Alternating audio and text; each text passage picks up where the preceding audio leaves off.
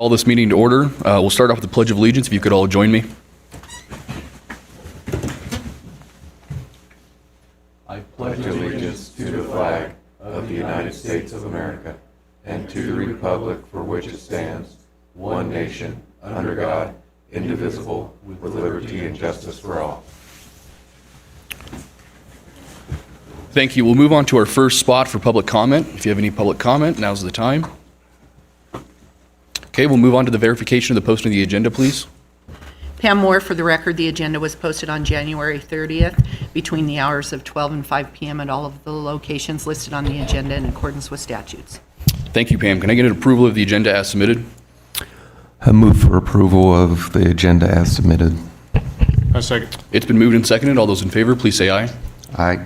Aye. Aye. Motion carries. Moving on to item number 6, consideration and possible action, approval of the minutes of the meeting held on January 6, 2025 and January 13th, 2025, special meeting. A motion, please. Mr. Chairman, make a motion to approve the minutes as submitted January 6, 2025 and January 13th, 2025 special meeting. Second. It's been moved and seconded. All those in favor, please say aye. Aye. Aye. Motion carries. First appointment. Appointment A, consideration and possible action, approval of the New River Township Justice Court to return petty cash in the sum of $400 to Comptroller's Office. I'll pass it off to you, Justice of the Peace Trotter. So green is on, okay. Yep. Good morning, Mr. Chair and Commissioners. Thank you, Ms. Moore, for getting me on first, because I will be on the bench in about 10 minutes. This is very quick. Each clerk in the court, I guess I should say Justice of the Peace Ben Trotter, for the record. Each clerk keeps a $100 petty cash bag so they can make change for people paying fines or fees at the counter. In 2023, citations became civil and the state had a separate payment system for that. So in June 23, the court asked and the board approved an additional $500, $100 for each clerk to make that change for a separate system, which required separate accounting. That system has been discontinued, so we're looking to return $400 of that $500 of petty cash back to the county. We're asking to keep the $100 because also in 2023, the commissioners approved a position that was long gapped, and so we need an additional petty cash bag for that clerk of $100. So we're asking for approval to return $400 of the $500 petty cash back to the county. Thank you, Judge Trotter. Any questions or comments from board or staff? Is there any public comment? If none, a motion, please. I move to approve the return of $400 in petty cash to the Comptroller's Office from the Justice Court. I second the motion. It's been moved and seconded. All those in favor, please say aye. Aye. Aye. Aye. Motion carries. Thank you all. Thank you. Move on to item B, presentation of the Churchill County Behavioral Health and Suicide Prevention Plan 2024 by Jennifer McClendon from Turning Point Incorporated. Shannon, I'll turn it over to you first.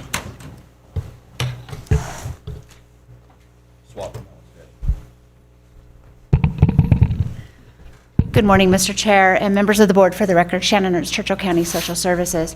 I just wanted to provide a little overview before Jennifer McClendon and Andrea Rennick went through this presentation. So it was January of 2024 that Dr. Manny Hammer approached me, and we were talking about really the increase of suicide ideations and attempts within our community. And what really we needed to do to try to do some interventions and build resources. So we approached the state to obtain some funding to help support this. So through some small county funds, school district funds, and state DPBH funds, we were able to contract with Turning Point, which has been very exciting. We want to really thank everybody that came forward to put this plan together. And with that, I will hand it over to the ladies. Good morning. Thanks for having us here today. I am Jennifer McClendon from Turning Point. Turning Point is an independent consulting agency in Virginia City, Nevada. And we are, and this is my colleague Adrienne Renwick. We were asked to participate in this project and kind of work with the community to figure out, okay, we've got some issues that we'd like to work on as a community. And to do some coaching just to sort of help think, okay, what is the good pathway forward? So when we came in, we talked to some folks and tried to get a sense of what the issues were and why it was critical to work on this project now. And the responses that we got suggested there had been a real impact of suicide and suicidal ideation on the schools and in the community.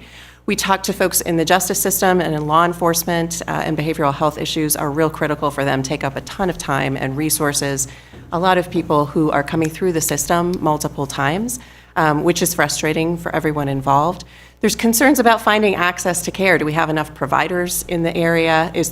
Are there the right kind of providers and services so that people can get the help that they need so that they're not coming back through the system? And so we started to do a comprehensive assessment using interviews, focus groups, and community meetings where we talked to as many people as possible. So the process that we used was conducting interviews with key partners, so leaders in your community. We also conducted focus groups with service providers, court personnel, school personnel, in an effort to get all of their perspectives, being in the community and working with individuals who might be displaying suicidal ideation, and also looking at the systems that support, essentially looking for the gaps, and then also where are the resources located. We also had 3 community convenings with an open invitation, so this was to all members of the community, Churchill County. And what we identified was that there were 3 real areas to focus on. So prevention, intervention, and postvention. Prevention is those strategies that are used before a crisis even happens. So education, information getting out there about what resources are available in the community. Intervention, that would be your mental health resources or peer support groups, substance abuse treatment, anything that is more critical. And then postvention, what happens after a crisis? How does the community rally? How are supports put in place? And the other piece that we were looking at are what are the priorities moving forward? And from this, we made recommendations based off of all of that data that was collected. What we found were that the community actually has a lot of strengths. And one of the primary strengths that really builds a solid foundation for the work ahead is that there are strong partnerships. Like, there are really good people leading the organizations in this county, and they are very connected to one another and supportive of one another. We have a lot of engaged community members. We've got faith-based organizations that were there in the room to help us out. We've got community volunteers. We have parents. We have and then there are people who wear multiple hats, right, who are concerned about this issue from a lot of different perspectives. And all of those people being in all of these rooms and spaces with us to share their information and their perspective was both helpful and also hopeful, that I think we can really build on that to move forward. We also have some new initiatives like FAST, which is the work that Gabby Stone is doing as a caseworker with jail and justice involved folks. We've got Hope Squad, which is a program that they're implementing in the schools to try to do some suicide prevention work. So there are ideas happening, there are new things that are being tried across the board, and that's all really good to see. But we did also find some gaps. So some of the areas that need attention, one that rose to the surface immediately is there are not enough providers for services. There aren't enough therapists, specifically licensed clinical social workers. There aren't enough psychiatrists who are physicians who focus specifically on mental health and substance abuse issues. So that's a concern that the group wants to continue looking at in the future. We also found that the community really could benefit from a crisis response plan. So if and when a crisis happens, what is the communication plan? Who talks to whom? What are the messages that need to get conveyed and what are the messages that need to be kept private? Really understanding that in advance so that when the crisis happens, there's a clear plan for moving forward.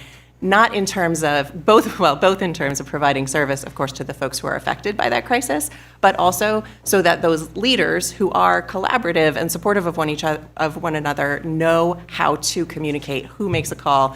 I think about it like an old-fashioned phone tree, right? Like who is each person in this group responsible for contacting, and what are the messages that need to go forward?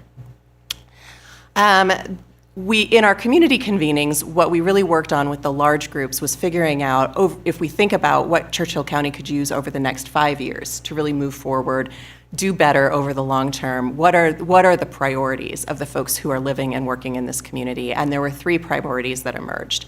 The first priority is about agency collaboration and resource mapping. So really figuring out what we have and what's missing.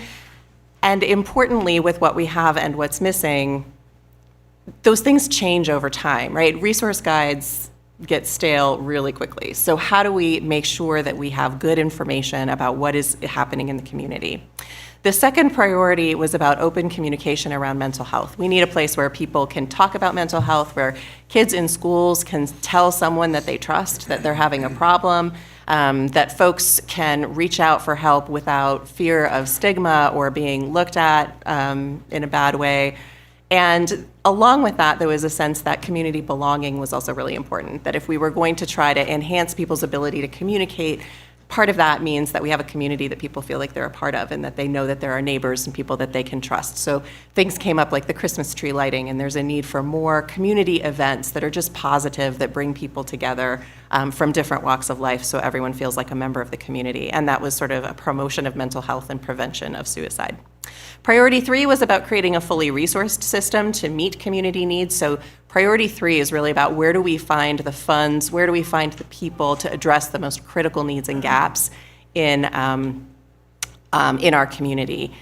So we developed some month-by-month action plans for 2025. Turning Point has now stepped out of our guidance role that we were brought in for, so this is all being led by the Behavioral Health Task Force regionally, and they are going to be leading these 3 priority groups. We have folks who have agreed to sign up to be part of these 3 committees moving forward. We're going to work on specific plans to think about workforce development, improve service integration, do that crisis planning, have some tabletop exercises where we sort of where we create an incident and have the team in the room to work through the incident hypothetically rather than in real time and with real people. And then expanding community education and support programs. And on the final slide in the presentation, we just want to thank all the many, many people who took time out of their days and lives and careers to be part of this discussion and to really think about how we can work together long-term to address some of these issues. And I would just like to mention, too, that as the person who was doing a lot of the convening of these people, these are some of the busiest, hardest working, most dedicated folks we've had the pleasure of working with. And it made the work feel really meaningful. Sometimes, you come in and people have had a crisis, but then that crisis has passed and they're like, yeah, okay, we said we were going to do the work. But in this case, people are real committed. They're real committed, and I think you've got a great plan and a great team moving forward. Thank you. So just in closing, this was a lot of work. Everyone put a lot of time into it. But really looking at the focus groups coming forward, it's exciting. Everyone started meeting. I actually sit on priority group 3. Since we started meeting in December, we've already brought in a new resource, which is the SUGI Psychiatric, which is going to start with us here February 28th and be at the Life Center, and also do walk-ins via telehealth in the new telehealth center from the Life Center. We also have decided that we needed to get this out to legislature. One of the things I provided for you today is this great flash drive. It's not just a lanyard. But we decided it's every legislative session, the Nevada Association of Human Services Administrators puts together a legislative guide. And so instead of just putting that on here, we also have this plan. We have our opioid response plan on here. And then we have the state behavioral health plan. So it's really a lot of resources that we'll be able to take to DC, we'll be able to take to the state legislature to build that education. On May 14th, we determined on Tuesday, since I've seen you guys, we are going to have a mental health awareness day at 3C from 3 to 7. And we're going to have some different classes on how do you identify concerns and address within as a parent, and then also in our elderly population. That aging population, we're starting to see an increase. And we'll have activities. We did this 2 years ago. It was on a Saturday. We did some mindfulness. It was a great event. So we're going to bring that back on May 14th. So with that, we're starting to move forward. If anybody wants to join a working group, Gabby Stone from Social Services, which is our behavioral health caseworker, is actually overseeing this project. And she's here today and done great work. Thank you. Thank you, guys. Thank you, Shannon. Any questions or comments about the presentation? Okay, thank you guys for your time. Move on to appointment C, consideration of possible action, reappointment of Carrie Norcutt to a second three-year term on the Social Services Advisory Committee expiring on January 31st, 2028. Shannon? Again, for the record, Shannon Ernst, Churchill County Social Services. As the designated community action agency here in Churchill, we're required to have an advisory board. This, within nonprofits, they're a governance board. Within a public agency, they're advisory, and it's a tripart board. Carrie Norcutt has served one term, and the board is requesting that we reappoint her for a second term. Any questions or comments from board or staff? Mr. Chair, I have a couple of questions. Go ahead, Eric. Are these positions offered to the public, or is it hand-selected? Or? They are, no. So when you look at it for the tripart board, we have to have a government representative, which is one of our commissioners, which Commissioner Hyde fills that seat. Then we also have a business representative, and that's where Carrie Norcutt has came in. This has been extremely hard to fill over the years. And then we have a previous client or represents the low-income population, and that goes open also. And that position's been filled and will expire next year. And their duties are just to, like, guidance to see what's going on, make sure you're in the right direction of the county's initiative, or? So basically, what they oversee is our community services block grant and our initiatives for our strategies with that. That is the only portion of it. There's been times board members have, they request information, what overall is social services doing besides just community action, and so we go into depth of what our goals and priorities are, but their advisory sector is just a community services block grant. Thank you. Any other questions or comments from board or staff? Is there any public comment? If none, a motion, please. Mr. Chairman, I make a motion to reappoint Carrie Norcutt to the Churchill County Social Services Advisory Committee for another three-year term expiring January the 31st, 2028. Second. It's been moved and seconded. All those in favor, please say aye. Aye. Aye. Motion carries. Thank you, you. Shannon. Moving on to 7D, consideration possible action, appointment of Thomas Grady to the Churchill County Cemetery Board for a term through February 28th, 2029. Jim? Mr. Chairman, Jim Barbie for the record. Chris Spross, the Assistant County Manager, and myself performed interviews of three individuals, Thomas Grady, Elizabeth Riviera, and Tina Grenier. And at the conclusion of that interview process, we selected to recommend Thomas Grady. On a personal level, I can tell you that I have the great honor of working with Assemblyman Grady for 12 years from the Department of Education and from the Department of Agriculture standpoint, and he is a tremendous individual, and we're very lucky to have someone like this in the community wanting to volunteer for this service. So personally, I can tell you I'd highly recommend the approval of, I can never not call you Assemblyman Grady, Thomas Grady, to this position. Thank you, Jim. Any questions or comments from board or staff? Is there any public comment? A motion, please. I move to appoint Thomas Grady to the Cemetery Board for a four-year term to run from February 6, 2025 through February 28, 2029. Second. It's been moved and seconded. All those in favor, please say aye. Aye. Aye. Aye. Motion carries.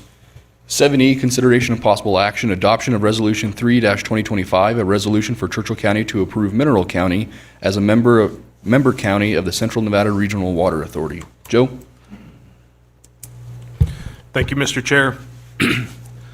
The members of the Central Nevada Regional Water Authority are Churchill County, Elko, Esmeralda, Eureka, Humboldt, Lander, Nye, and Pershing, and White Pine counties. We all have access to water within the Central Basin. Mineral County also has some hydrographic connection there. They have requested to join. All of the members of the CNRWA have requested that they be allowed to join, but it does require county commission action, which is in front of you today. If you have any questions, I'd be happy to answer it. Any questions or comments from board or staff? Is there any public comment? If none, a motion, please. Mr. Chairman, I make a motion to adopt Resolution 3-2025 for Churchill County to approve Mineral County as a member county of the Central Nevada Regional Water Authority. Second. It's been moved and seconded. All those in favor, please say aye. Aye. Aye. Motion carries. 7F, consideration of possible action approval of a cooperative agreement between Elks Lodge of Fallon, Nevada, number 2239, and Churchill County, Nevada. Joe? Mr. Chairman, Jim, go for it. sorry to interrupt. I'll introduce this one, but a quick question. Do we want to do the oath for Thomas Grady? Yeah, I we think can they're do the here oath. waiting, and Sorry for jumping that one. yeah, no problem. Go ahead and come up, we'll administer the oath for you.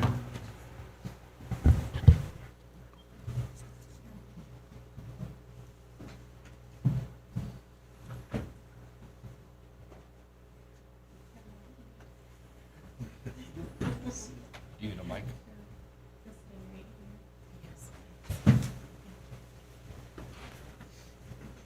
How are you? Okay, so raise your right hand and repeat after me.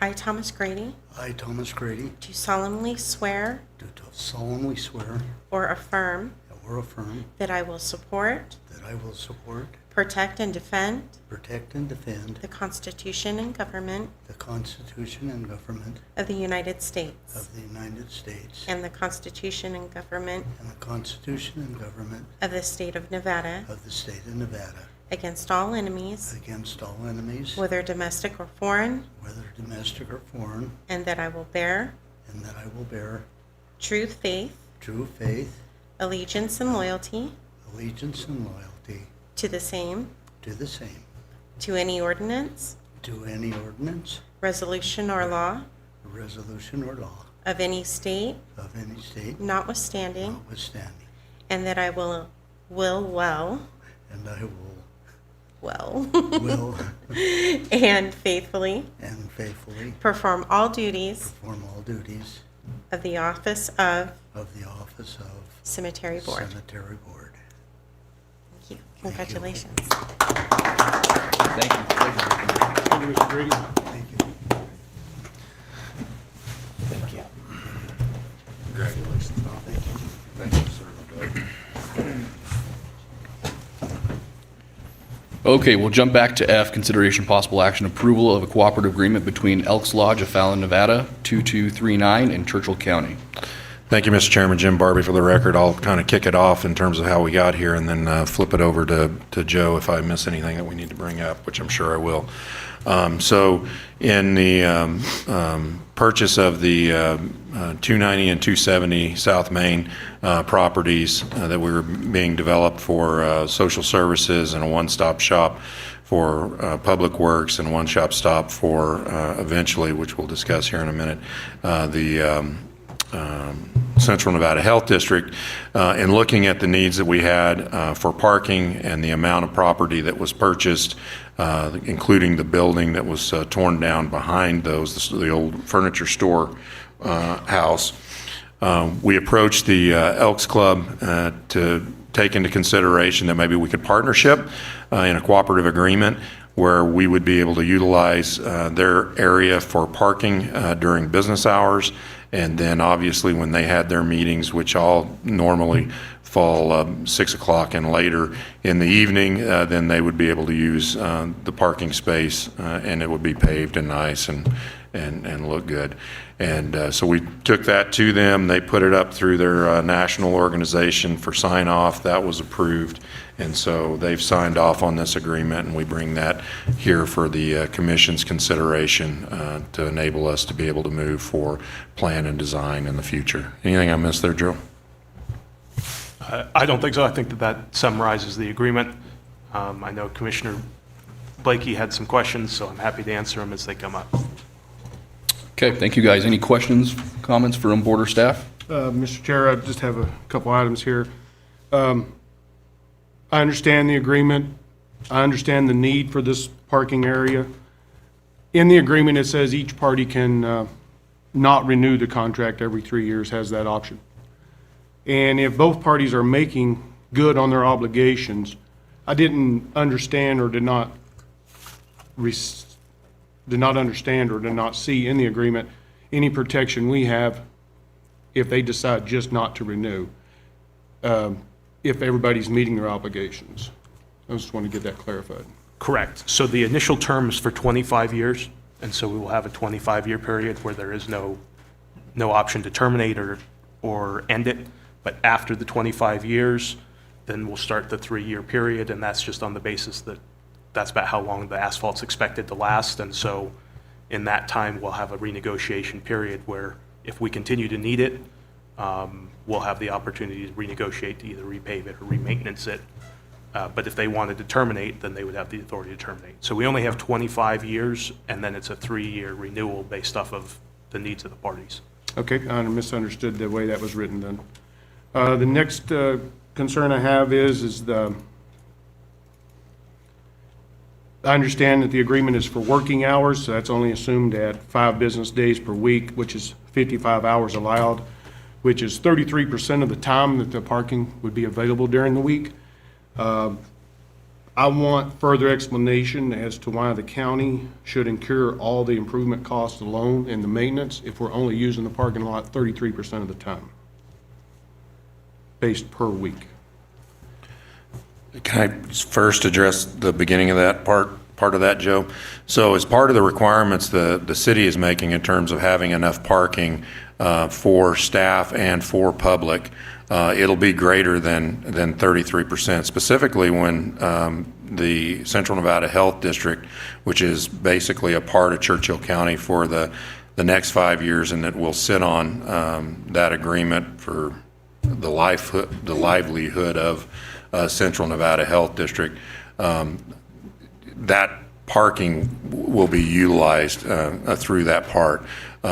The second part to that would be that the Elks are not motivated or interested in expending funds to advance that parking lot. They're perfectly happy, as was explained to me, with it staying in the current condition that it's in. So this was a contract and a request for agreement that the county brought forward to the Elks to get their agreement, not the other way around. I understand, and I want to clarify my 33%. In the agreement, it's during business hours, so we're only allowed to use the parking lot 55 hours a week. So that would be a continuous, only a 33% of the time we could use the parking lot. So that's why I have a concern of making the improvements by ourselves and not including someone else to help make the improvements and help with the maintenance cost. My next question is do we have an estimated cost to improve the parking lot? And this last question would be... You want to answer that one? The Sorry. estimated maintenance cost per year, do we know those items?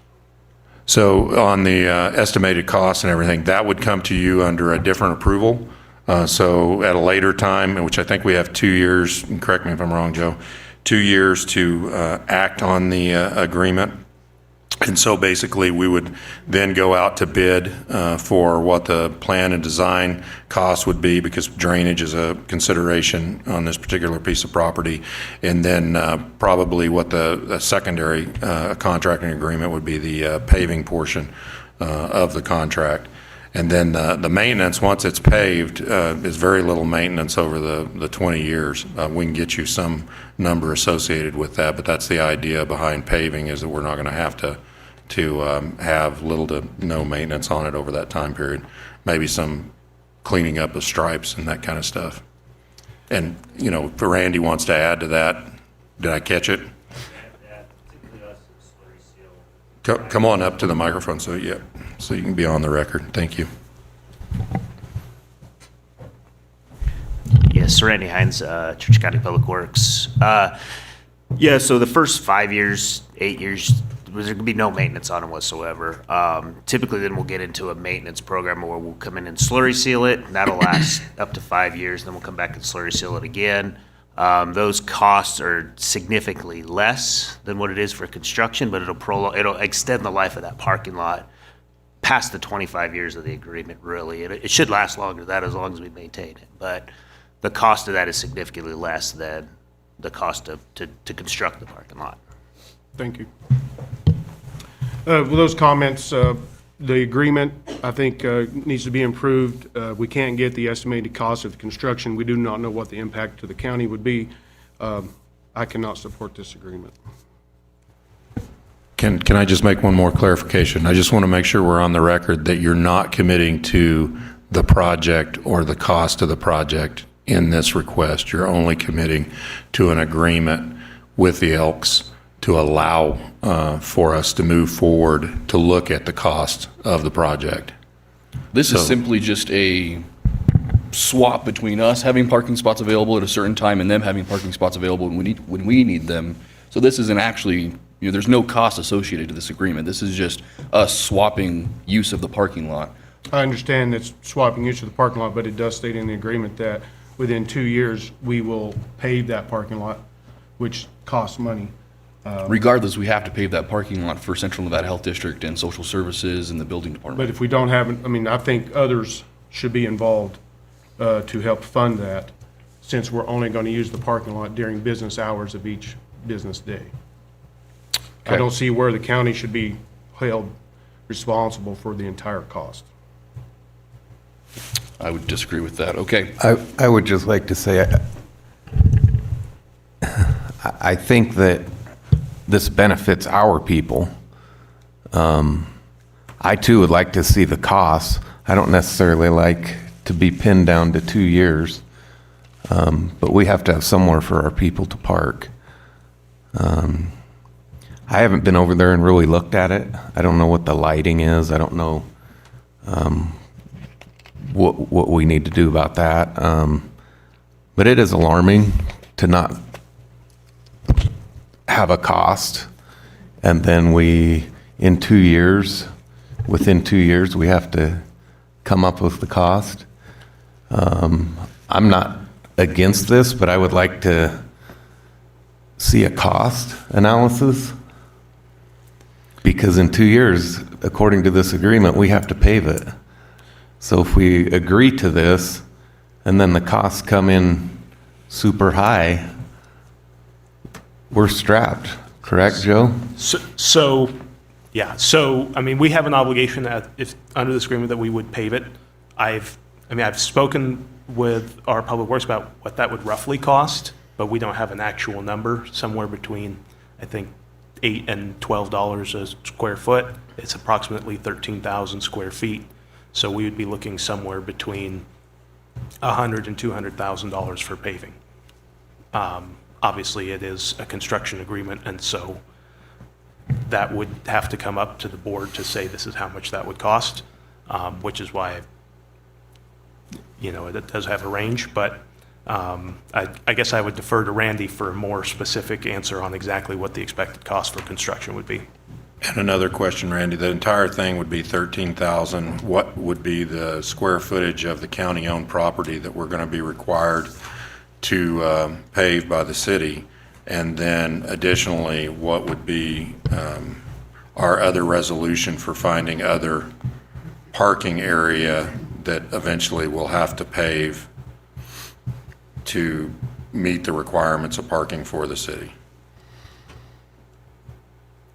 So what's the split on our property versus Elk's property? The split is about 8,000 for our property and 5,000 for the Elks' property. So that's where the 13,000 comes from. So we're about 65, 35, just guessing.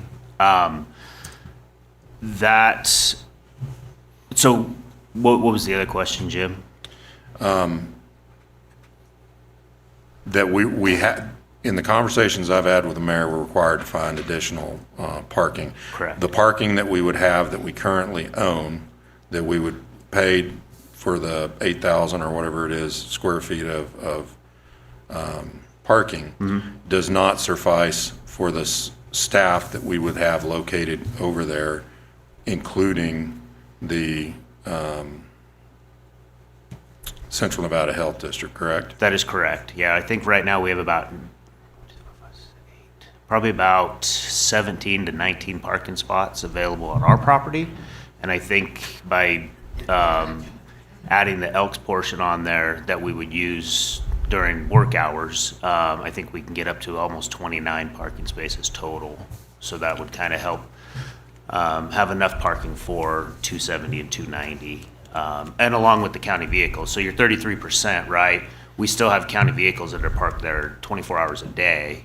It's the employee parking that would be Monday through Friday, 8 to 5. So we will have some we'll have cars there parked all the time. And the as we county do would today. always be able to park in the spaces that we own. Correct, Right. correct. It's Yeah, just, 100% of the overflow time. parking for the Elks at nighttime. They have gatherings at nights on weekends, and this just gives them some additional parking on the Church County parking lot, so, So that we could use their parking during the day. correct. And then again, it kind of reduces off-street parking.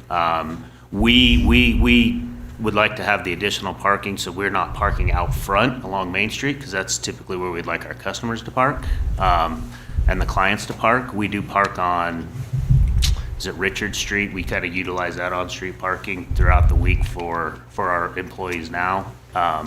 So, because we just don't have that additional parking on the Elks, so. Thank you. I would also just say that, who else would help pay for it? The Elks aren't going to, they're fine with it being dirt, so there is no other source to help us pay for it. My concern is I don't like being strapped to something that I don't know the exact costs. So I'm not totally against this. I just hate voting for something that I'm not sure the exact cost, and as soon as we vote for this agreement, we're strapped to whatever those costs come in. Sure. Joe, Right, I could we mean, make could we make the contract contingent on approval of the paving contract? Kind of like we do with purchase agreements on property, contingent on, what do you call it, the appraisal? Yeah, so right now, we already have in here a default provision that says county agrees that should it fail to perform, which would be in the case that you choose not to fund it, the right of the Elks is just to terminate this agreement. So if we come back and for some reason the cost of paving has increased 500% and it's actually going to be $500,000 or $1 million, then we would have the right to say, we're not going to do this, and the right of the Elks would just be to say, okay, we've terminated this agreement, we're not going to proceed. But again, if we want to use the parking, we would have to pave it within 2 years. If we gave up the parking, then we could terminate it. We just wouldn't be allowed to have both. And I understand that the county space is 8,000 roughly square feet, and we're only asking for compensation of the 5,000 square feet. I'm still back to, I don't think we should do, pay for it all. I understand Commissioner Hyde's position that the Elks is not going to offer. Totally understand that. Maybe the city of Fallon, the Elks is the property owner. Maybe they would reconsider that option. But I stand on, I don't think the county should pay for all the cost, and not knowing the construction cost, that leaves an open door that I don't want to leave open. Okay, any other questions or comments from board or staff? I would just wonder if we might table this until we get some costs. That's in the purview, yeah, if we want to table it, we can table it. Yeah, you can table it, and we could have Randy put together engineering estimates on it. And How long do you think it would take to do that? I can get. We're them not in a done. rush on this. Yeah, I can get them done before the next meeting. I mean, unless you want to see it beforehand. I will get with a contact to get current prices for 2024, because there's already been bids for projects. I'm assuming it's going to be over 100,000, so it'd be prevailing wage, so we should get pretty good numbers for that, based on 2025 prices, if you will. So I can get that put together for you. So if you want to do it to the next meeting, I could definitely have it by then. If you want to do it before that, I can probably get it done by tomorrow. I would feel a lot more comfortable. Is the having- next meeting fine for everyone? It is if he has sufficient time to gather the information. I mean, we know that there could be drainage issues there, which would elevate the cost. We know that they're going to require lighting. I would like for the county to reach out once again and see if the Elks would have any monetary preview to this, and also can speak with the city to see if they can interject some funds to help cover this cost, since the entire population would be benefited by this. It's just not knowing the cost and seeing where we are in the state is concerning for me. And also, if the staff could do, sort of help us understand where that would come into the budget. Like, how can we fund this? Where does it look like it's going to be? So we can be prepared for that, because we would have to also insert it there. Yes, sir. Okay, do I need a motion to table this, Joe, or can we just table it? I think a motion would be best in Best. this case. Okay, so a motion to table this till our next meeting. Mr. Chair, I make a motion to table item number 7, appointments F, until further time. Is there a second? Second. It's been moved and seconded. All those in favor, please say aye. Aye. Aye, motion carries. Thanks, Randy. 7G, consideration of possible action, authorization for the district attorney's office to take any and all appropriate legal action against Jeremy Mike Reynolds and Andrea Reynolds for encroachment on the county right-of-way at 3018 Flum Lane, Fallon, Nevada. Joe? Thank you, Mr. Chair. I'd like to start with notice. Notice was provided to the attorneys for Andrea and Jeremy Mike Reynolds on January 29th, 2025 by personal service at the attorney's office. So the Board of County Commissioners is the party responsible for all litigation within the county. So anytime anyone wants to start a litigation on behalf of the county or defend the county, you ultimately have that decision. This time, there is an encroachment on the county's right-of-way at 3018 Flum Lane. There's a newly constructed fence in that area. The county has reached out to the owners of that property, as well as the fence's construction by the Reynolds, to inform them of that encroachment and request that it be removed.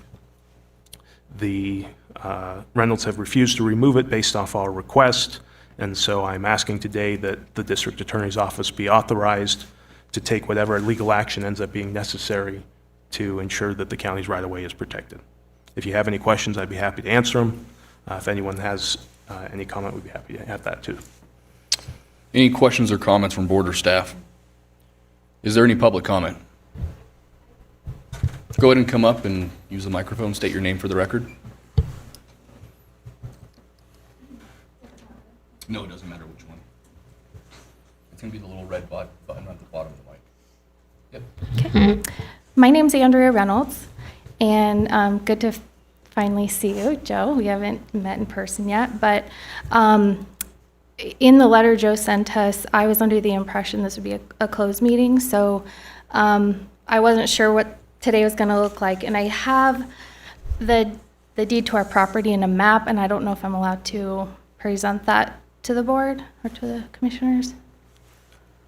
You have the right to present anything today. It can't, if you would request it, we can ask the board to enter into a closed meeting. Ultimately, any decision that the board makes has to be made in a public meeting. That's completely I know you're fine. represented, so I don't want to talk to you too much directly, but you do have the right to absolutely present any information you'd like, and if you'd like to request that this meeting be closed, the board would Sure. consider that. I think we're okay having it open. I just didn't have a chance to get you guys. It's not a lot. All it is a copy of the map and our deed. So I have copies I have enough, I think, for everyone. So I also wrote a statement because, again, I wasn't sure what today was going to look like. Thank you.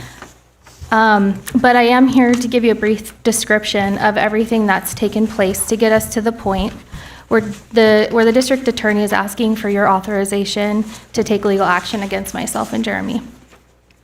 I am assuming that you've thoroughly reviewed all of the papers and the letters that have gone between the attorneys and ourselves. But as you can see, our deed references document number 357120, and that document only. So our deed is referring to that plot map that you're looking at. That's the one that was done most recently with the county surveyors, and I believe that was in the early 90s.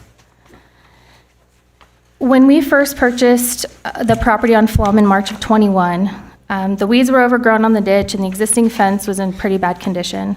So Jeremy immediately cleaned up the ditch and made plans to replace the old with something new. In August of 22, Jeremy started removing and putting up the T-posts that were originally there. So there was a fence that was there in the same exact spot. Cody Biggs from TCID stopped Jeremy and told him he needed a permit with TCID. So Jeremy went to the TCID and requested a permit to put up a new fence to replace what was already there. Jeremy attended a hearing to give them details on what he wanted to do. That process included providing a drawing on where he intended on placing the existing fence and installing one on the opposite side of the ditch. He asked them if there were any fence restrictions, and they told him to use whatever he wanted as long as there were gates on both ends so they could access that irrigation ditch. He gave them handwritten drawings at that time showing his intentions to put the fence on both sides of the canal. And his request was approved, and he paid $300 for the permit. That was back in August of 2022. From there, Mike put up T-posts around the entire property over the course of a few months. And then in February of '23, Jeremy and I purchased a company. So because of that, the construction on our home and our fence slowed considerably. We just didn't have the time to get out there and continue. So around July of 2023, Jeremy began putting up 2x4 wire fencing. That started at the corner of Flum. So if you're looking at that map, he started at the corner of Flum and St. Clair and went down. He spent several months putting up sections when he had spare time. And over the course of several months, he was able to put up fencing and posts in front of our home on Flum and about 2/3 of the way down St. Clair. And no one said a word. And then a year later, in July of 2024, we received a letter from Mr. Sandiford from the DA's office. It stated that there were complaints from the neighbors regarding our fence. The complaints were that it was causing an obstruction turning onto St. Clair. And the letter also stated we were in the county's easement. Jeremy visited the DA's office and spoke with a representative from there and the manager of the county road department. They were unable to, at that time, provide him with anything specific showing that the fence was in the county's right-of-way. And Jeremy offered to bring down the height of the fence at the corner of Flum and St. Clair, and he was told, no, you're gonna have to take the whole thing down. So during that meeting, Jeremy asked how many other people in Churchill County were being forced to take down fences, and the answer was none. Jeremy left that meeting being told that the DA's office would no longer speak to him unless he had legal representation. That same day, Jeremy went to the neighbors to talk to them about his letter. He spoke with Kara, who her property is on the opposite side of ours, on the other side of St. Clair. And at that time, he spoke with Kara, and she told Mike that they received a very similar letter demanding that the fence be taken down in 30 days. And after a long conversation, she told him how great the fence looked, and she liked to see the animals on the ditch bank, and she appreciated Mike maintaining that ditch. She told Mike she was okay with the fence being there and that she would back him up if needed. So at this point, we found out it was actually on the neighbor's property. Mike went to the neighbor next to them, Barbara Anderson. She wasn't available that day, so Mike talked to her over the phone a few days later. She was in agreement that the fence looked great, and she was okay with the fence being there. It was replacing something that had been there since before she moved. Barbara's here, by the way, today too. So after a lot of consideration, we really wanted to do our best to work with the county. We reached out to Gunderson Law Firm for representation. And at that point, our attorney sent a letter to Mr. Sandiford on August 16th, requesting that he provide documentation showing us where we were on the county's right-of-way. The document he was able to provide were documents 56797 and 56504 dated in 1940, the parcel map 279106, and resolution 219414 dated 1984. After that response, our attorney called Mr. Sandiford. He told her that we needed to adhere to the public standards set forth in the Orange Book. Jeremy and I were willing to consider adhering to those standards, but after meticulously reviewing the Orange Book, we were unable to locate any standards pertaining to the situation we were in. So on September 6th, our attorney responded back to Mr. Sandiford, informing him that there were no specifics to be found in the Orange Book. And by that time, Jeremy and I had the opportunity to drive around the county only to find many instances where fence gates, large trees, and even buildings were situated directly on the road, surely causing much more of a hazard of what our fence was allegedly causing. So she also reminded Mr. Sanford of that in her response back as well. Weeks and then months went by with no response from the DA's office regarding the letter sent on September 6th. And after several months of silence from the DA, Jeremy finished up the last third of the fence on the far end of the property, so the strip that's in front of Barbara's house, and continued around the remainder of our property, and that all happened in December of 2024. On January 30th, we received the most recent letter from the Office of the District Attorney. It claims we are violating Churchill County Code 124020 and that our fence is a substantial risk to public safety. I'd like to ask the commissioners, or everybody here, if there was in fact an easement granted to the Churchill County back in 1940, why wasn't that information transferred to subsequent documents? Do you have something somewhere you can provide showing us where older documents supersede new?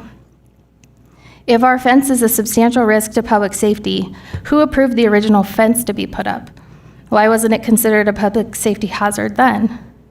And why aren't other members of our community being approached with the same scrutiny as we are? We believe that we have not made any encroachment violations based on the reference documents in our deed. Those same documents were agreed to and signed by the Churchill County Planning Department, the Churchill County Clerk Treasurer, a Churchill County Surveyor, CC Communications, the Road Department, the Fire Marshal, TCID, the Planning Commission Chairman, and the Churchill Commissioners Chairman at the time. Jeremy and I are not here to cause any problems. In fact, we were trying to make it look nicer down that road, to be honest.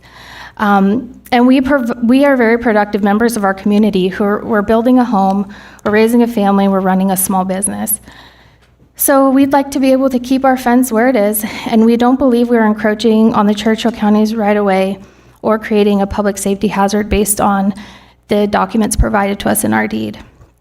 And we're asking you to reconsider taking legal action upon us. Thank you, Ms. Reynolds. Any questions or comments from board or staff? If you'd like me to respond, I'd be happy to Yes, give more please, Joe. details. So I believe part of this is why I have requested that the Reynolds have legal counsel, especially as it relates to the property. As you'll understand, the chain of title in the property has every deed that's ever been recorded against that property goes all the way back. And a parcel map, like the one that was referenced in this document, will show as much as they can fit on the one document. But usually each parcel map is for a different purpose. The particular parcel map referenced here was made when to create the parcel splits that ultimately created this parcel. It doesn't cover every single easement that would be in existence, including the road.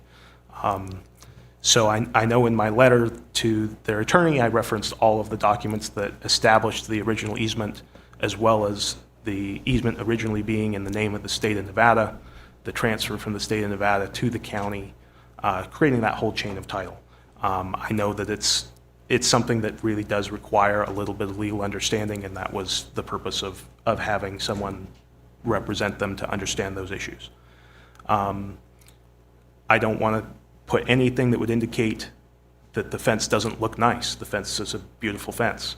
Unfortunately, when I've reviewed it, as well as Gary Fowkes with the road department, at the intersection with Flum and St. Clair, because of the way the new wiring is set up, it is difficult to see incoming or outgoing traffic.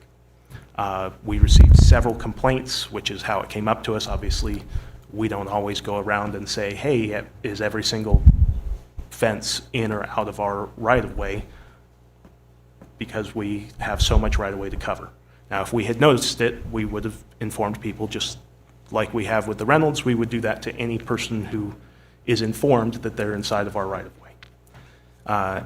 Based on that, the complaints indicated that not only the neighbors, but actually a number of people who use that roadway for business purposes were concerned that their drivers were unable to see and that they were having a concern about having a traffic accident. And so that was how this case got started in 2024.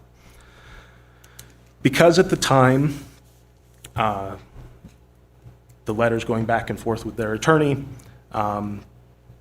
because these are upstanding citizens, the road department as well as the DA's office spent several months looking at what options were available to the county to preserve what could be preserved of the fence, what risks were in existence, what standards we wanted to apply. And that is part of what took the time between our letters so that we could handle this in the most appropriate way, not only for the Reynolds, but anyone else who might be in a similar circumstance.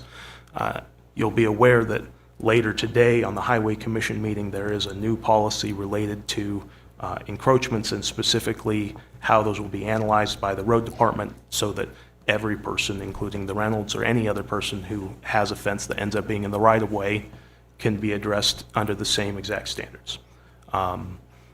It's already within our county code as at the discretion of the road department, but the policy for this afternoon will give more and further guidance. One of the most critical elements of that will be and is that it's already in county code that any application for an encroachment permit requires authorization from the owner of the property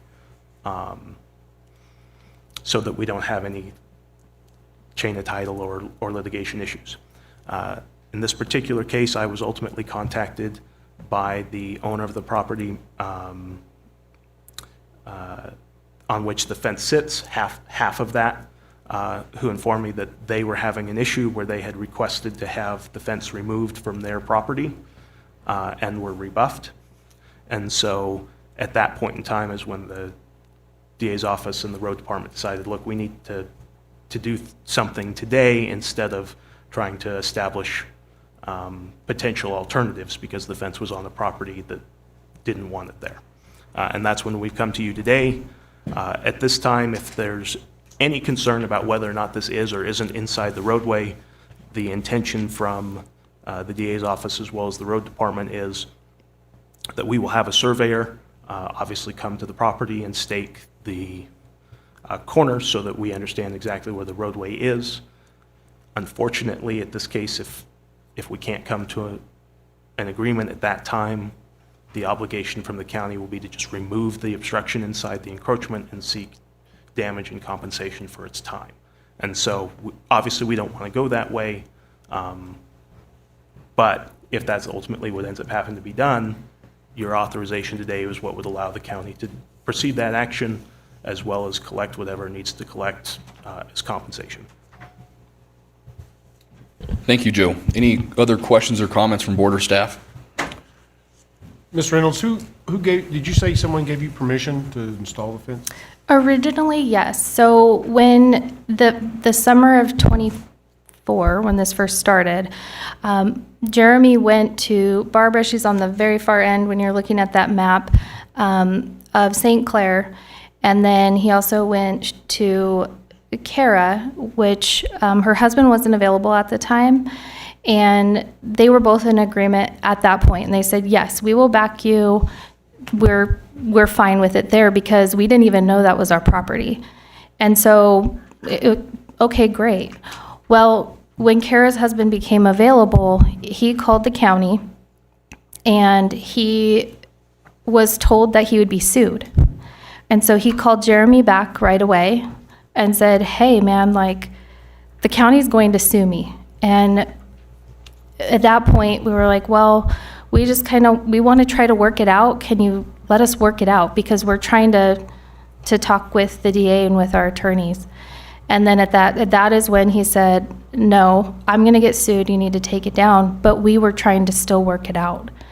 And the Anthony and Kara signed an affidavit with the DA's office saying that they told us not to put it up, but we did it anyway, which isn't entirely true because that section of the fence in front of their property was up for a year before all this even came up. That intersection at Flum and St. Clair had been there for a full year before anybody said anything. And I just want to also reiterate that we offered to lower the height of the fence at Flum and St. Clair, but we were told no. And that was at the original meeting with the DA's office, and they said, no, you're just going to have to take the entire thing down.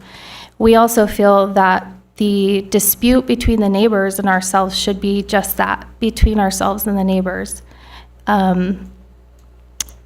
Because I think we can work it out. You know, if we need to make it lower, or if they don't want it on that section, we're okay with that, and we'll take it down.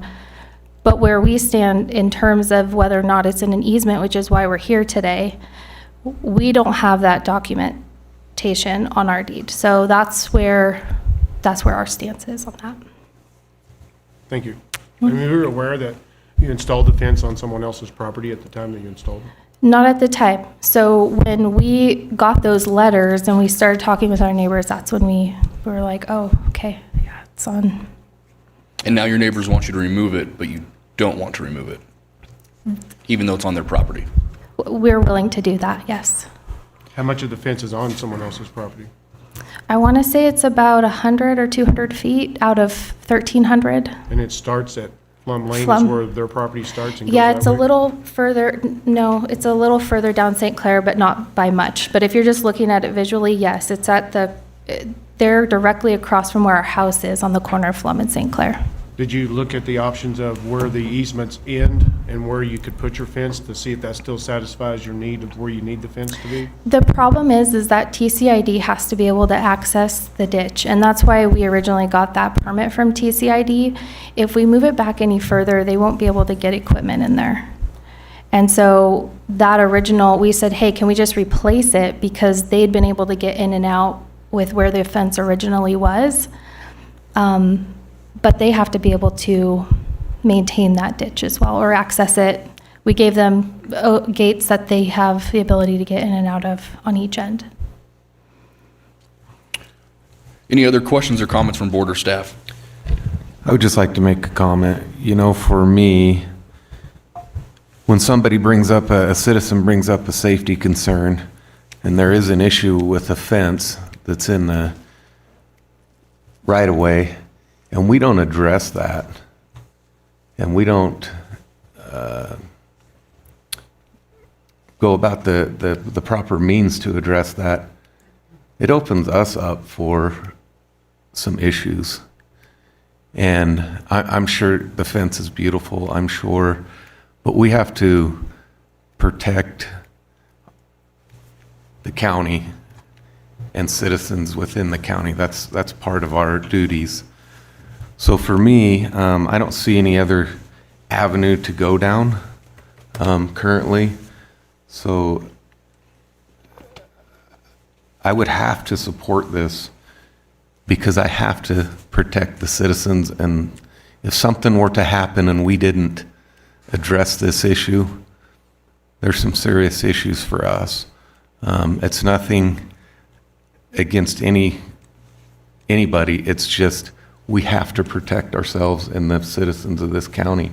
So I'm in support of doing what we have to do that. And we're only approving for our council to go forward with, to find a solution that meets everyone's needs. Okay. So don't think we're not finding you guilty or in violation of anything today. Sure. I mean, we understand this isn't a courtroom necessarily, but we just want, you know, the legal action that's being brought up. We're willing to do what we need to do. We just wanted to at least let you guys know where our stance was, and that we care about the community too. But we also were just replacing something that was already there. So we didn't see, it was, if it's a public safety hazard now, it was then, and it has been since the 90s.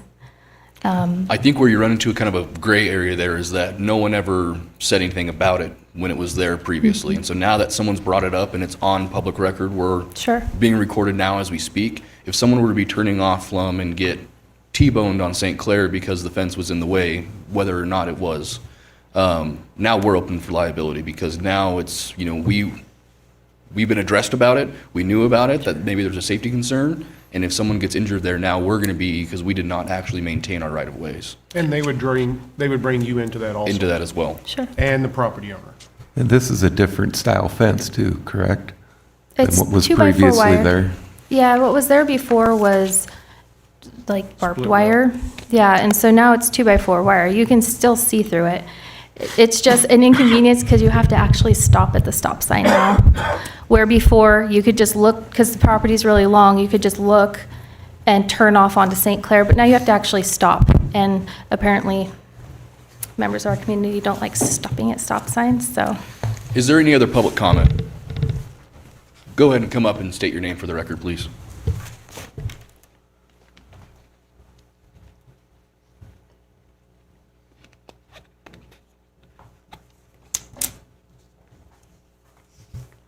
It'll be the red button at the bottom of that microphone if you turn it on. Thank you. There.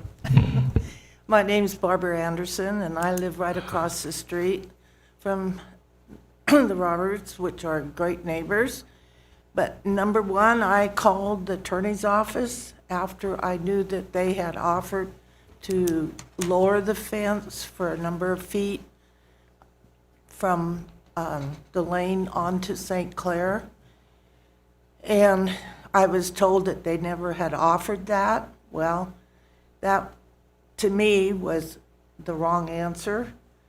And also that fence, Goins has owned all that property in there and where Lima is, Lima Road. And when the dam was put in, that road was then put in so TCID could service the ditch. Well, that fence, there was a gate there now where the TCID can get in. That fence had been there since probably probably 1900s, early 1900s, because Mrs. Gomes used to live right near me. And it was an old battered up barbed wire fence which looked terrible, which mine doesn't look much better. We've straightened it up. People have gone through it, hit ice there on the street, and I would love to put up a nicer fence also. But in all the years that I have been there, nobody ever stops coming out Drum Lane. Everybody is always rolled out of there. Nobody ever stopped there to a complete stop. And I think a lot of people are moving in here from California. They moved from the cities. Now they want everything changed to ruin our great county that we have. I mean, the complaints are, you guys are gonna have your hands full because there is a lot of people moving in here and they move from the cities and now they come to the county and they want everything changed like they're from the cities. They want it, good stop signs, and there's so many places here in Fallon, which I agree with you guys, as far as pulling out, just drive down Drum Lane. And then you wanted to say that that fence should be moved on the other side of the ditch. There is no TCID ditch hardly in this whole county where the fence is on the backside near the property. You go down St. Clair Road and that fence is all on the street side and not on the property side for all the TCID ditches. And frankly, I think this is a good way to have the fences is on the street side and not on the property side. And because, but that ditch, that fence had been there, because I talked to Mrs. Goins a lot when I first moved there. And all that property was one big piece. And like I say, when the dam was put in, nothing was written up exactly how everything was going to be. They put in St. Clair for mainly it was a dirt road, but to service because that's when the ditches were all put in this county. So I am in totally disagreement of them moving that ditch or moving the fence on the backside of that ditch.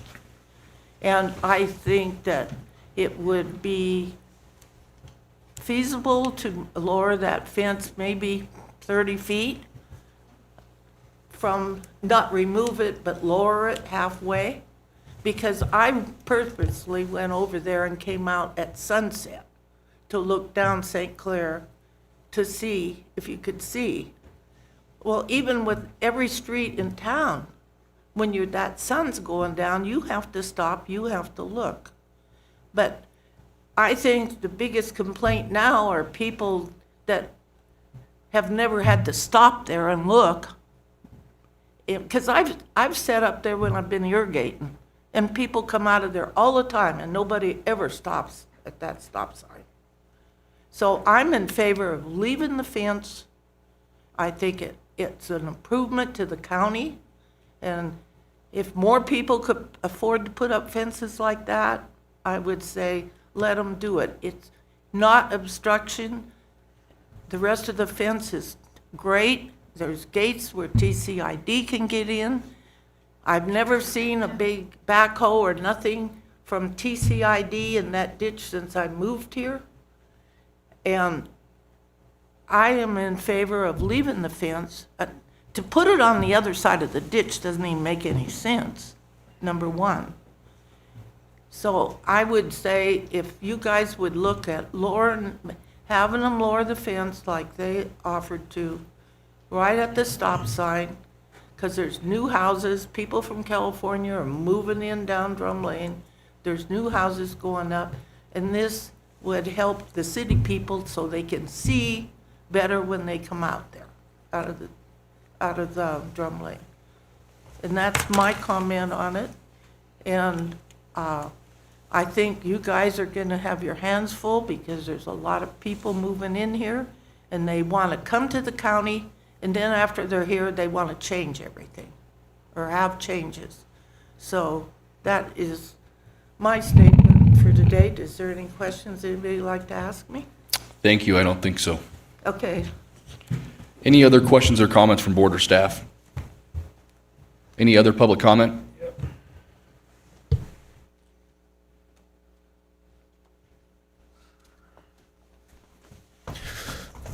I just wanted to add that the 2x4 fence, according to the county, is non-obstructive fence.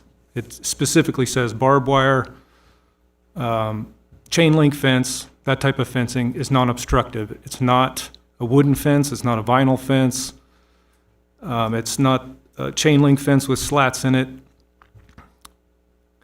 You can see right through the fence. It's a wire fence. When I talked to the DA's office, I was willing to compromise with them on the height of the fence, the type of the fence. He immediately just shut me down and said, no, you have to take the entire fence down, and if you don't, we're going to take it down and charge you for it. And that's when the neighbor got the letter and changed her mind that she didn't want to be responsible because the county's going to sue because I put up a fence on her property. Like I said, we went above and beyond to work with the county. When TCID needed access to repair the concrete ditch there, I immediately took action, took my part of the fence down, going across there, peeled everything back and got it ready for them so they could get equipment in there and make necessary repairs. I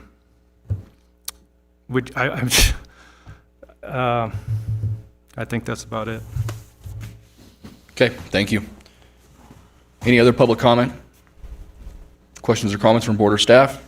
If none, a motion, please.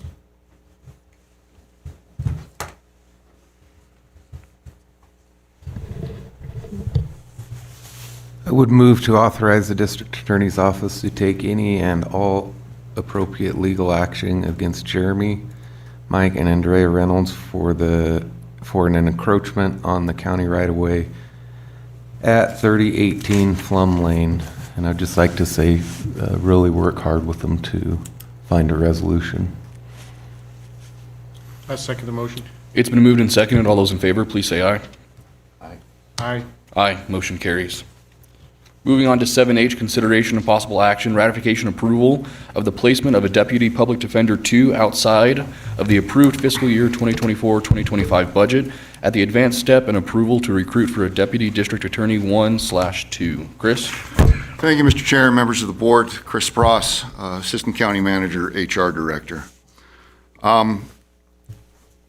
So as part of the Department of Indigent Defense mandate, the county was required to hire an additional 5 public defenders. The fiscal year 24-25 budget, which we're in right now, has approved those 5 Deputy Public Defender 1 positions to be filled. The HR department posted for the Deputy Public Defender 1 position for a period of approximately 2 months. We received 4 applications, none of which were qualified. 2 applications actually had never graduated from college, much less law school. It was after that that we felt in order to solicit some more qualified applicants, we reposted the position as a Deputy Public Defender 2 position. We felt it might garner some more applications. We posted that for a period of a month, and we received 2 applicants, both of which were interviewed, and 1 subsequently was hired. That applicant was hired at a step 2 as opposed to the step 1, the entry level. Both posting that position as a Deputy 2 and the advanced step placement to a step 2 is a requirement to be approved by the board. So that's why I'm here today. That person has been hired, and I wanted the ratification and approval of that. I'm making that request. Furthermore, we are still advertising for Deputy Public Defenders. We are still advertising as a Deputy Public Defender 2. We seem to be getting at least a few more qualified applications. So part of the motion, should you approve, is to allow the department to continue to advertise for a Public Defender 2, a Deputy Public Defender 2. And finally, there's a vacancy in the District Attorney's Office. They are going through the same hardship coming to find attorneys. So the department is also requesting to be allowed to advertise for a Deputy District Attorney 1 and 2. And what I mean by that is, depending on the qualifications of the applicants, that the district attorney be allowed to be able to hire at a step two, at a position 2. Both any public defenders that are hired and the district attorney that is hired, if there is any advanced step placement that is required, obviously that will be brought to the board at that time. So I'm asking for forgiveness on the advertisement of the Deputy Public Defender 2, and as well as the step placement going to a number 2 as opposed to number 1. We are not the only county that is feeling this pinch on attorneys. The Douglas County has actually advertised their public defender as a critical needs. They're trying to get somebody back because qualified applicants, specifically in the rurals with this decision that was made by the Department of Indigent Defense, has made it incredibly difficult to find qualified attorneys. So with that, the motion is, should you decide to approve, is fairly lengthy. It's got 4 parts to it. And with that, I'd be happy to answer any questions you have. Thank you, Chris. Any questions or comments from board or staff? All right, Mr. Chair. Go ahead. Mr. Spross, can you explain for the public why you hired the 1 position at a step 2 and not a step 1?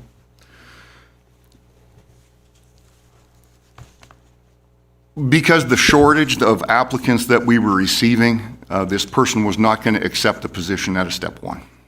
Thank you. Any other questions or comments? Is there any public comment? If none, a motion, please.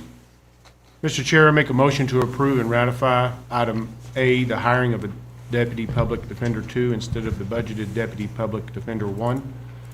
Item B, approve the advanced step placement of the Deputy Public Defender 2 to a step 2. Item C, continue with the recruiting process as a Deputy Public Defender 2 to fill the remaining open positions. And item D, approve the recruitment of a Deputy District Attorney 1/2 position to fill a vacancy. Do I have a second? Second. It's been moved and seconded. All those in favor, please say aye. Aye. Aye. Motion carries. Thank you, Chris. Thank you. Moving on to our nuisance complaint, 8A, consideration of possible action Nuisance complaint filed by Dave Strasden against the estate of James McIntosh, Thomas J. McIntosh, Lana C. Smith, and Xana Lee Offnick, all deceased, related to an unoccupied home with broken windows and a foul odor, weeds, garbage, rubbish in the yard, broken and dismantled vehicles, collapsing sheds, dead trees, causing a fire hazard associated with the property at 3140 Alcorn Road, Fallon, Nevada, APN 008-431-01, and the adoption of Resolution 1-2025 declaring whether there is or is not a nuisance associated with this property. Thank you, Mr. Chair. I'll just sort of start the process. Joe Sanford for the record. Typically on a nuisance complaint, we have a three-step process. The first part is the person who has complained of the nuisance has an opportunity to come and present any information that they want to present about why a nuisance exists and why they filed this complaint. We then typically turn to our code compliance officer or planning department to describe their investigation of what they've found at the property. And then finally, we would have an opportunity for the person who owns the property to come and make a statement. In this case, they are all deceased. And so I believe Bob Ghetto is here as the representative of the Public Administrator's Office. He has very recently been appointed as the public administrator on this property and for this estate. And so I believe that a lot of this will be handled by an understanding that now the Public Administrator's Office is involved, and so there is at least someone to address the property. So that's typically the way the process goes. If you have any questions, I'm happy to answer them. And before we get too far into this, I think we should have anyone that's going to be speaking to anything related to this come up and get sworn in with an oath to be able to testify. So if you're going to speak to this matter, please come up and Pam will administer the oath. Mr. Ghetto.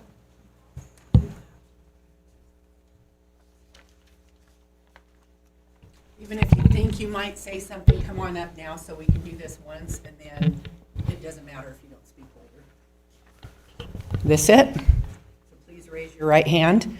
Do you solemnly swear or affirm that the testimony you're about to give in the matter now pending before this commission shall be the truth, the whole truth, and nothing but the truth, so help you God, or under the pains and penalties of perjury? I do. Thank you. Would you please state your names for the record? Laura Lightly Barron, Churchill County Code Compliance Official. Bob Ghetto, Churchill County Public Administrator. Okay, thank you both. I guess we'll start with you, Lorelei, and you can kind of give us a description of the property and what you found. Good morning, Commissioners. My investigation report goes as follows. Mr. Dave Strasden filed against the estates of James McIntosh, Thomas J. McIntosh, Smith, Lane C., and Offnick Xana Lee. The date was filed on January 2nd, 2025. Site of alleged violation is 3140 Alcorn Road, Fallon, Nevada 89406. The details of the complaint consist of, according to Mr. Strasden, the property is vacant. The dwelling is a mobile home which has broken windows with bad odors coming from the home. Weeds are out of control, pushing against his property. There are miscellaneous garbage or objects such as toilet, mattresses, etc. on the property and around the house. There are broken down and dismantled vehicles. There are collapsing sheds and dead trees creating a fire hazard. The fire department responded to a vegetation fire at the property on November 26, 2024. The owners of the property are all deceased. The complainant is concerned that another fire may occur on the property due to the condition of the property as it is covered in excessive weed growth. The general history as it pertains to code enforcement and the fire department is that the Fallon Fire Department responded to a vegetation fire on November 26, 2024, and successfully put it out. Incident report for the record is 24-1205-03-5512-FC-FDNV. A complaint was filed on December 4, 2024 regarding overgrown weeds creating a fire hazard with code compliance. The code case file for record is 24-000217. The case history is as follows. Initial inspection occurred on December 6, 2024. As of January 30th, 2025, the property remains in the same condition as observed at the initial inspection. The following property conditions were observed: excessive weeds, grass growth with possible decaying dead trees on site, dry vegetation, 3 inoperable vehicles unfit for road use, a dismantled vehicle and vehicle parts, unsafe and dilapidated accessory structures, miscellaneous discarded items, and junk strewn about the property. What appears to be a single-wide mobile home in poor condition, the results of an obvious vegetation fire that started on the property near the river's edge, and what appears to be smoke and fire damage to one of the accessory structures. I attempted to notify the legal owners of record to discover all 4 owners were deceased. The daughter of one of the property owners was able to be contacted. Due to the circumstances, Mr. Bob Ghetto, Public Administrator of Churchill County, became involved and is working with the daughter in order for the county to be able to take possession of the property, potentially clean it up and sell it. Investigative findings are as follows. The property is covered in tall, excessive weed and vegetation growth, which creates a potential fire hazard. This is especially the case since a vegetation brush fire has already occurred on the property. There are unlicensed, unregistered, inoperable vehicles and vehicle parts. There is miscellaneous items, including but not limited to household furniture, appliances, junk, items of refuse, and etc. The accessory structures on the property appear to be unsafe and in a dilapidated condition. The exterior of the single-wide mobile home appears to be in poor condition. The public administrator is involved in the process of acquiring the property with the assistance of one of the deceased property owner's next of kin. Thank you, Lorelei. Do you have anything to add, Mr. Ghetto? I learned about this property in December, thanks to the Lorelei's organization. I was able to confirm that all 4 folks are deceased, and we did find a relative of one of the 4 that was deceased, and she has no financial means to do anything with the property, and she was exercising her right just to walk away. So I went ahead and secured counsel to get my letters of administration and my court order to act on behalf of the estate. I've got the appraisal done on the property already, and now I'm in the process of securing a vendor to begin to get that property cleaned up to abate the fire hazard. What will happen then is the property will be put on the public market for sale, and then the vendor will get paid back, and then we'll follow the court proceedings to go ahead and do a full probate on this property. Thank you. Is there any questions or comments from board or staff?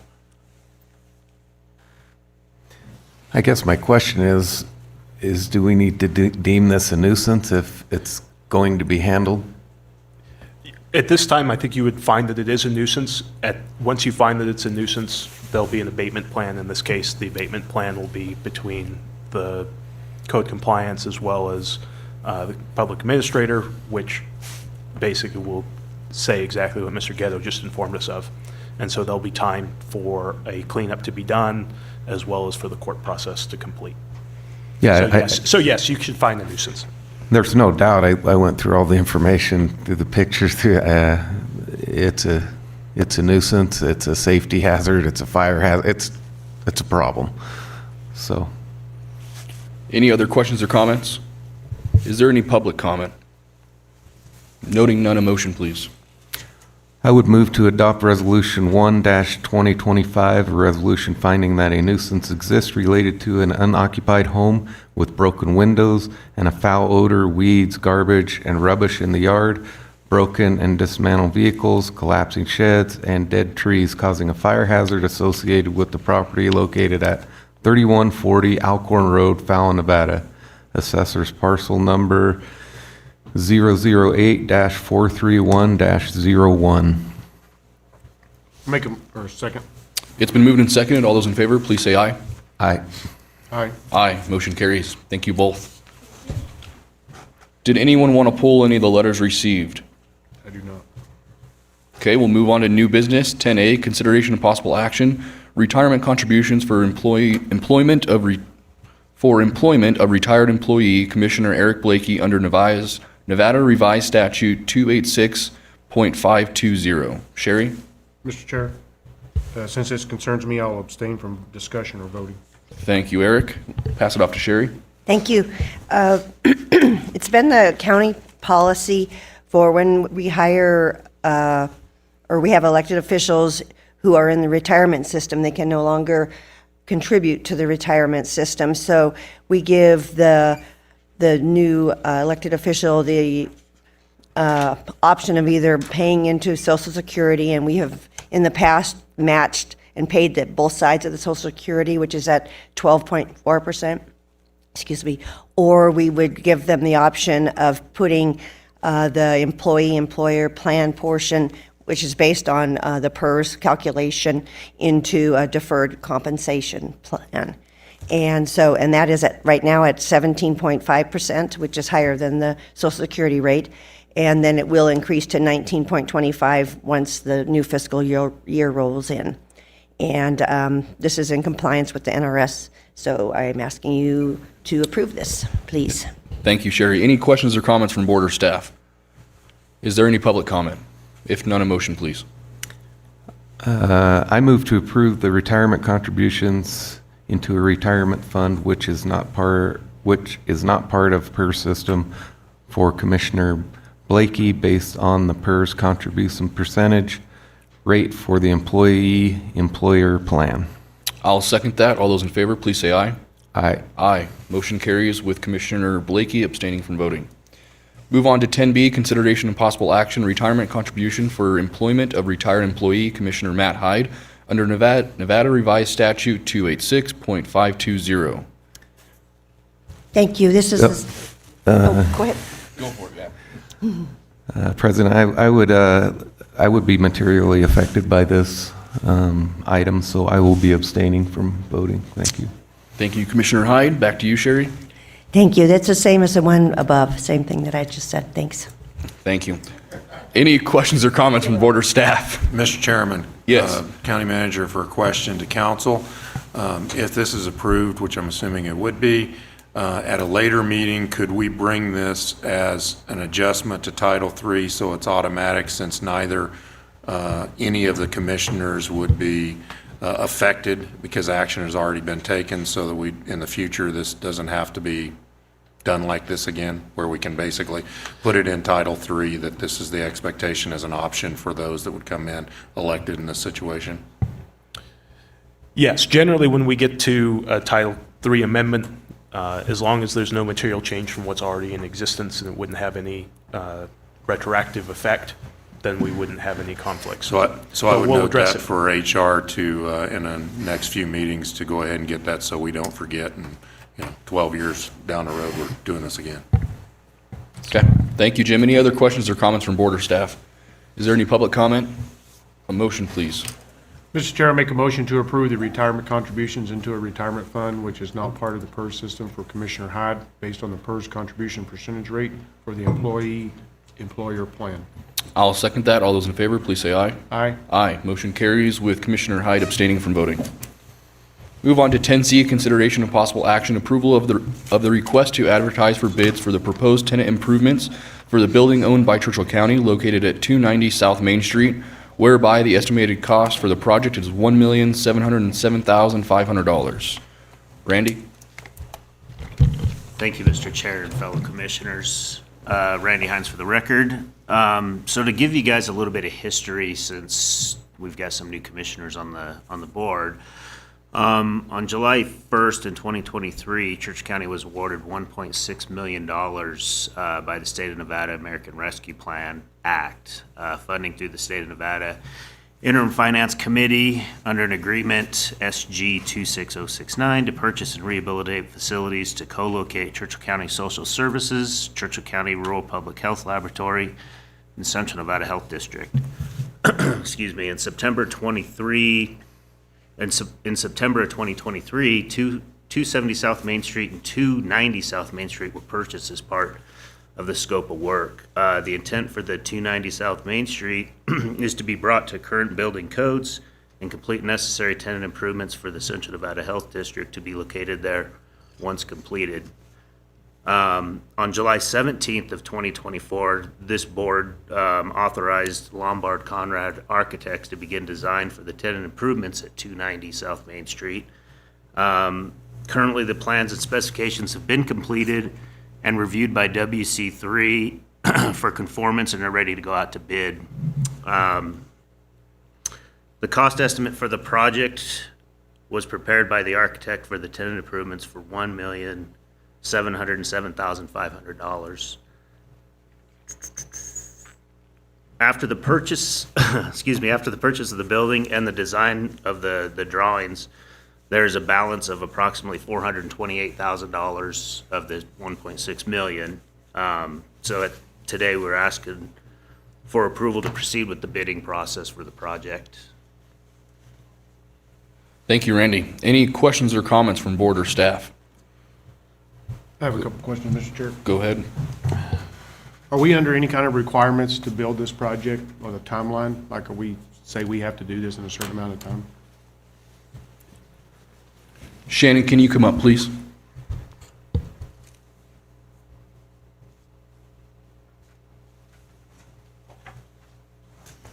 Shannon Ernst, Churchill County Social Services. So as part of the agreement that was approved by AFC and their ARPA funds, they will expire on December 31st of 2026. So we're supposed to fulfill this agreement prior to December 31st of 2026. And that means the door would need to be open by then? Yes, we would have to have them fully operational. Okay. And the money that's been spent already has just been for the purchase of the two buildings? Yes, and the architect. And the architect? Yes. Is consumed $101,300,000 just to do that? Correct. Okay. It also states in the agenda report that that we must figure out where to have this money come from. Does staff bring any ideas of where this money's going to come from? For the record, this is County Manager Barbie. We would be looking at one-shot money that we have on hand, Navy money. Okay, so I understand that we have the money from the Navy. We dipped into that last month, I believe. So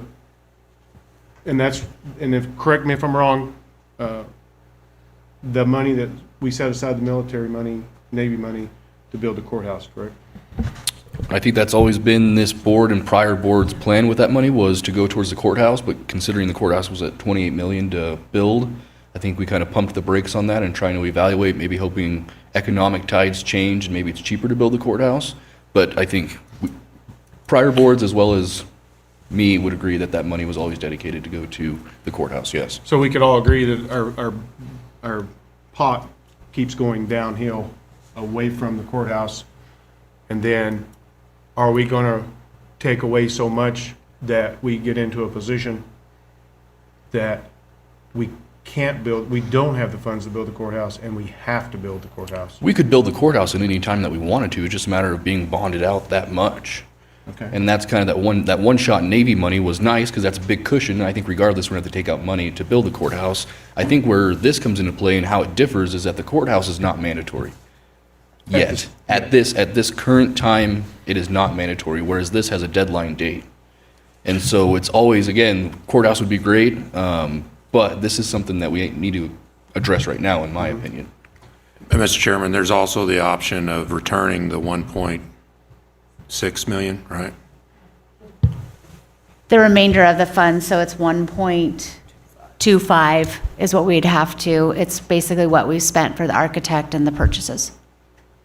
So you would have to, like, if we did not move forward, we'd have to return all the money? Correct, the that we've entire expended. That we've expended. If we don't build the project out, we'd have to return everything we have into the project already. Okay, and that's just, this improvement is just for 290? Correct. Okay. And then I would also stress, just as another piece of information, this is an engineer's estimate, right? That's why we go through the open bid process. The bids that we receive could come in lower. The bids that we receive could come in higher. Then that will be brought back for your consideration again, right? All of these projects happen in stages and you get different bites at the apple. And when you look at this, so when you look at 290 To bring it up to code, we have to add it, and this is why it's so expensive. We have to put a sprinkler system in, we have to add an elevator. That's why the cost is so high. We went for the high, we first gave this beautiful building and we were putting in all these different offices. We've gone down to the bare minimum to make it tenant ready to have clinic space and then to have offices. So when you say you went down to the bare minimum and it's still 1.7, is there something wrong with the building? Is there an underlying factor that makes this cost so high? Because Elevator sprinklers. I am in the construction industry, and for that building, I mean, that seems like quite a bit of money. I mean, the elevator alone is $200,000 for That's this correct. project. I mean, when you start adding, elevator and the sprinkler system and stuff like that, I mean, it gets pretty crazy on there. I want to help the public understand how we're getting to 1.7 million for an improvement of a building that is 50, 60 years old. And, do we take the 1.7 and can we do something else? I mean, I know it's probably not feasible to go somewhere else, but maybe we should have, thought process there. Again, to reinforce the process, we are not telling the public that this is going to cost 1.2. We're saying the engineer returned back to us an estimate on what the cost this is going to be. This could come in more affordably. We've seen some bids recently that have come in below what engineer estimate is. And at that point, you're going to have what that exact amount is. Again, it could come in higher, but that's where you're actually going to have bids that identify what their costs are, what those are associated with, and everything else, because we as government, don't have the capacity that's not our part of what we do in terms of the public process. We get a good engineer's estimate that starts the conversation so you have some kind of idea, but we're not going to know what those details are unless and when we go to bid on it. I totally fully understand an engineer's estimate. Been in the trade for many years, and they're usually not too far off. So we just have to be prepared for that. Correct. And I don't want to get too far away from I don't want our pot to get too empty to bond more than we have to, because we will have to build a courthouse, and sooner than later. So that's my concerns there. I understand we have to have the building. I understand this is for the health district, so is there any reimbursement back towards us for providing that facility for them? So the agreement with the formation of the health district and the commitment on these funds is for 5 years, providing housing for the health district for 5 years. At that point, it is fully clear a county property with the improvements and everything that are on it. And at that point, if the health district chose to go to another location, then the county has a fully renovated facility. I would add that we continue to look for ways to cheapen the process on all of this. And this past week, we basically got notice of approval, and the county is receiving all of the existing furniture in the Nevada Department of Agriculture, which was, I want to say 2009, 2010 furniture. And we went and toured the facility, and it's pristine. It's nicer than anything else we have in the county. And so we basically offset the cost of furniture that would have to go in there. So that's going to be one plus up, just so you're aware. I would just say, when you look at building anything commercial, when you get into ADA compliance and those issues, I was appalled when I was on the school board at what things come in and cost. It's not that shocking to me. It's unfortunate, but I think I think when you're just a citizen that's used to residential building, what does a 3,000 square foot home cost versus a 3,000 square foot music room, for instance? Well, the music room was over $1 million versus a home, not even close to that. Yeah, what was that, probably 10 years ago? And it is a tough pill to swallow, but unfortunately, when you're dealing with ADA compliance and all the things that go into building a commercial building, the costs just go crazy. So correct me if I'm wrong, Shannon, so this is $1.7 million, but that ARPA funds still has 400,000 left. So we're looking at 1.3 million, possibly, depending which way bids comes, which is my next comment is, there's basically two options here, or I view it as two options. We either approve this and see what bids come in at, and we're not committed to them, but we at least get to see what they are, or we turn back and we have to pay the 1.1 million for the purchase of those buildings and architects. So I think best plan of action is to least see what bids come in at. I understand and then go that, from there. and I totally support. I'm just asking questions because that's my job. Now that the firm has said the plans are ready, can your office go in and value engineer those plans prior to putting them out to bid to help go ahead from the very beginning, keep the cost down? Sure, and we've already done that. That's what we went from, like Shannon said, the Cadillac, and I'm not saying we're at a Pinto by any means, but we've taken offices out, we've taken walls out, we've done other options. We even had to go back yesterday and look at access because the stairs we put in were in a location where we had to add another staircase, whether it was outside or on the other side of the building. So we've relocated that staircase so we're not adding more to the project. So we have a big empty space in the bottom that we're closing off so we can have future area for whether they're cubicles or if they want to come in with their tenant improvements to do some additional offices downstairs. We've taken all that out already. So we're giving them the bare minimum what they need to operate. If they want to come back later and add, they can do that at a later date. And offset the furniture costs, which is significant. Yep. Okay. Any other questions from board or staff? Is there any public comment? If none, a motion, please. Yeah, I would move to approve the release of the bid as presented. A second. It's been moved and seconded. All those in favor, please say aye. Aye. Aye, motion carries. Thank you both. Anything anyone wants to pull out of the consent items? If not, a motion to approve that. Mr. Chairman, I make a motion to approve Second. the consent agenda as submitted. It's been moved and seconded. All those in favor, please say aye. Aye. Aye. Aye. Motion carries. Move on to any consideration for future agenda items. Okay, we'll move to Commissioner and Management Staff reports. We'll start with you, Commissioner Hyde. I went to a Parks and Rec meeting. It was pretty uneventful. But I did go to 3C yesterday. If you guys have the chance to go see the state wrestling tournament, they did a fabulous job setting it up. I'm super excited to see the reactions of people coming from all over the state to see what we have to offer, and hopefully everybody really wants to continue this, on a 5-year out. That would be very beneficial to the county, and just to getting them here virtually anywhere else in the state of Nevada.